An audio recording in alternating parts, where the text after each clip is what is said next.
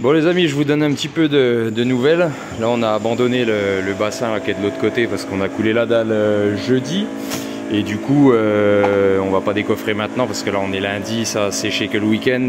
On va attendre un petit peu. Normalement le béton c'est 28 jours, mais on va pas attendre 28 jours évidemment, on va mettre des étais de séchage. Mais voilà, vaut mieux attendre un peu. Puis on avait un autre job à faire à côté. Donc là on est en train de créer, si tu veux, une cage d'ascenseur dans l'existant. Donc c'est un peu la même chose qu'on avait fait là-bas, on ne voit pas trop ici. Mais là-bas on avait fait la même chose, j'avais fait une vidéo dessus, j'avais montré un petit peu. Là-bas c'était vachement plus complexe, là on est sur un truc assez simple. En fait on a la grosse poutre là, si tu veux, qui porte toute la structure. Après on a une poutre qui est reprise dans la poutre existante ici. Donc on a percé scellement chimique et cette poutre là elle vient s'encastrer dans celle-là. Ensuite là tu vois c'est la petite rampe pour la brouette parce que tu vois on peut pas couler à la benne. On a une trémie au-dessus mais elle est bouchée, ils ont fait l'étanchéité donc du coup on est baisé. Et puis là tu vois on a un toit au-dessus de la tête. Donc on va verser là-bas, on va venir avec la brouette, on va enlever la sécurité là, on va rouler puis on va vider puis le reste ça va se couler au seau. Donc voilà, ouais, la poutre là elle est reprise dans celle-là, donc c'est celle-là qui porte tout. Et pareil de l'autre côté, tu vois celle-là elle est reprise dans le mur et elle vient porter dans celle-là.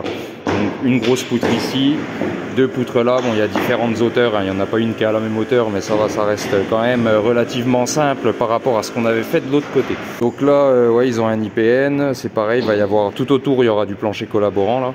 Donc tu vois le plancher collaborant c'est les espèces de tôles galvanisées comme de la tôle bac acier, sauf qu'on vient couler du béton par-dessus. Donc là tu vois tout ça, ça sera du plancher collaborant. Et puis pareil ici, tu vois, ça viendra être fermé comme ça. Donc bah là il nous reste juste à coffrer là parce qu'on a une différence de hauteur. Là il n'y aura pas de plancher collaborant, là c'est coulé en plein. Donc on fait un petit arrêt ici, on va faire un petit arrêt ici et puis là on coule partie basse, tu vois, tout en partie basse ici. Ah oui là tu vois comment c'est repris. Tu vois, donc là on est sur la grosse poutre de 30 là, tu vois, qui vient être reprise dans le mur. Là-bas on a des barres de 20 en inférieur, barres de 20 pareil de l'autre côté. Là tu vois c'est ce qui tient la poutre là, tu vois, c'est on a des petites barres de 12 en inférieur qui sont crossées là, et on a la même chose au-dessus, on a des barres de 10 qui sont crossées et qui viennent reprendre en chapeau dans la poutre là. Donc voilà, rien de bien complexe, petit coffrage sympa comme j'aime bien, tu vois, tout est droit, tout est carré, tout est nickel, coffrage traditionnel. Puis là bah pareil, tu vois, ça va être repris, tu vois, on a des barres qui reprennent ici en supérieur, des barres en inférieur. Et puis là on a percé tout le long pour faire une liaison, pour que le plancher il soit porté dans la poutre et dans le mur du bâtiment existant. Là on a mis les barres, on a un peu surdimensionné, normalement c'était un ST20, mais bon je préfère toujours mettre plus que moins.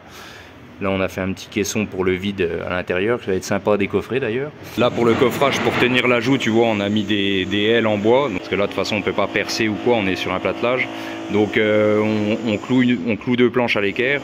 Ensuite on vient bien appuyer notre joue ici contre le fond de moule qui est ici là, tu vois. On vient bien appuyer notre truc, on pointe ça dans le platelage et puis après avec un contreventement, une fois qu'on est bien d'aplomb, on vient mettre deux pointes ici, comme ça on est sûr que ça bouge pas. Là on a même rajouté des serre-joints, comme ça ça assure vraiment le coup et puis ça nous garde l'écartement.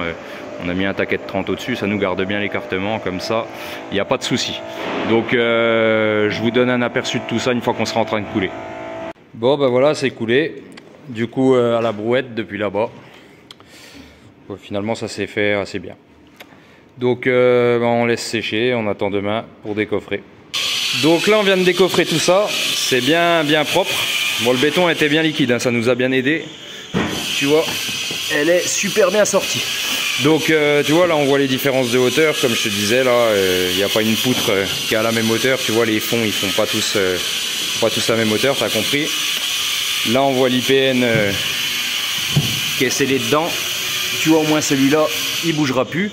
Donc là maintenant on va venir mettre des équerres, tu vois autour de la trémie pour laisser la trémie ouverte là, des équerres pour faire des arrêts de coulage, comme ça on met nos équerres, on va mettre du bac acier tout autour là, on va fermer toute la zone. Et puis après on coulera tout ça et toute la zone sera fermée. Bon, allez je vous reprends juste après.